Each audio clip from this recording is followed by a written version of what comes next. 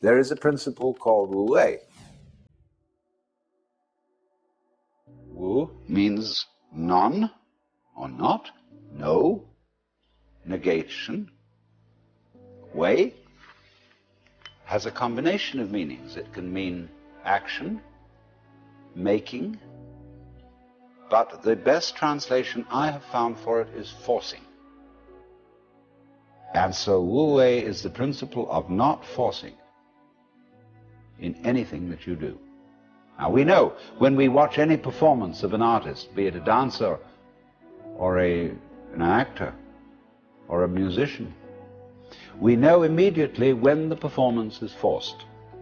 And we say it doesn't ring true, it's too artificial, it doesn't seem to be natural.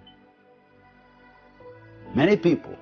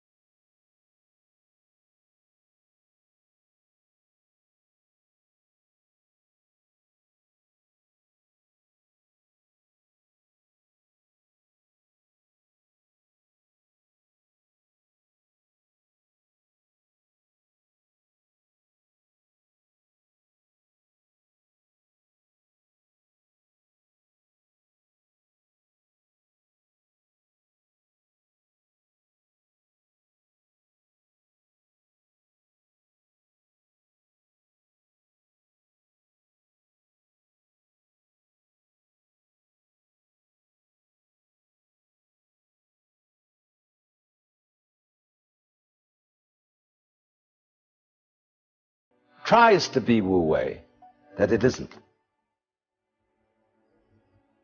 In other words, this is saying wu wei is not a matter of cultivated passivity or even of cultivated spontaneity, because there are people who think that they are released, that they have realized that they are the Tao, as all of us in fact are, or that you are, to put it into Vedanta terms, every one of us is the Brahman, the eternal self of the universe, beyond all description or classification or thought.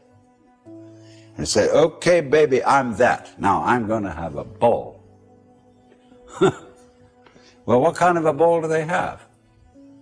Well, what they do is they look up the rules on which society runs and do the opposite.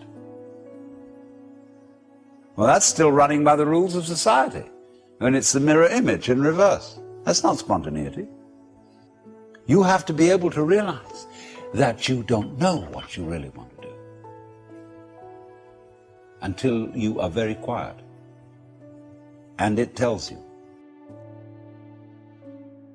See, we are in heaven now because the earth is a spaceship and heaven is space. What is called in Chinese gung, Japanese gu, the void. That's what is important. Most of us don't know this. Space. It comes down to space always. Space, which nobody can define, nobody can imagine, appears to be nothing, is the foundation of the universe. But you have to become again as a child to see that. Now you go back to your childhood. What were the fascinating things? What's out there? What's beyond the stars? How long does it go on? And Mama said, It goes on always and always and always. The child wonders. He's excited that this is something that never ends. Then the child asks about time. How long ago is long ago? Well, the Bible says that in the beginning God created the heaven and the earth. Well, what did God do before he did that? Well, as one person said, he sat up thinking punishments in hell for people who ask silly questions. But still, that's only a joke. And the child thinks of God going back and back and back forever, never beginning. So in the same way you think about death. Go to sleep and never wake up. Never. Why, it would be as if you never had existed. Not only you, but everything else. Which is, of course, the way things were before you were born. You know, how about waking up after having never gone to sleep? That's quite a thought. There's something fishy about it all. So we get a funny feeling when we think those questions really through. Very funny feeling. And children, you see, love to get into that funny feeling. Children do all kinds of weird things. They like to spin around as fast as possible, so they watch suddenly the whole ground goes tilting. They do this thing giddy, giddy, giddy, giddy with their eyes, and they go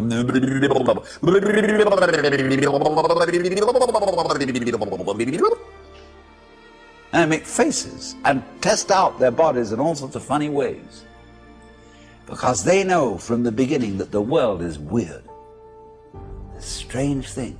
Because everybody knows what it's all about. Only they won't admit it. Being brought up is being taught not to admit it. But you know very well what's going on. But in order to find out once more as an adult, you have to become again as a child. So what does that involve? It means, ladies and gentlemen, would you please check your ideas and opinions at the door? First of all your philosophical and religious views, all your logic, because I say check it at the door advisedly, because you can pick it up again when you go out if you feel unsafe without it. I'm not trying to argue you out of your opinions and views. I'm merely suggesting that for the sake of an experiment, you temporarily suspend them and view what is as if you didn't even know how to talk. Red is not red, blue is not blue. Hard is not hard, soft is not soft. Male is not male, female is not female. There is just this jazz. It will not be possible to compel yourselves into this way of looking at things, because what Buddhists call habit energy is going on. And as I talk to you, you will find yourselves thinking in a compulsive and habitual way, this is red, this is green, this is something, this is nothing, this is solid, this is space. All right, but treat those thoughts that are going on in your head in exactly the same way as if they were, see? That's all they are. Like shapes in the spray as the sea breaks on the rocks. Now, please don't get agitated that this is an anti-intellectual point of view, that this is undermining the value of logic and reason and so on. That we'll bring all that back later when we need it. But just for the time being, let's simplify. Close your eyes. Listen. What do you really and truly, honestly hear?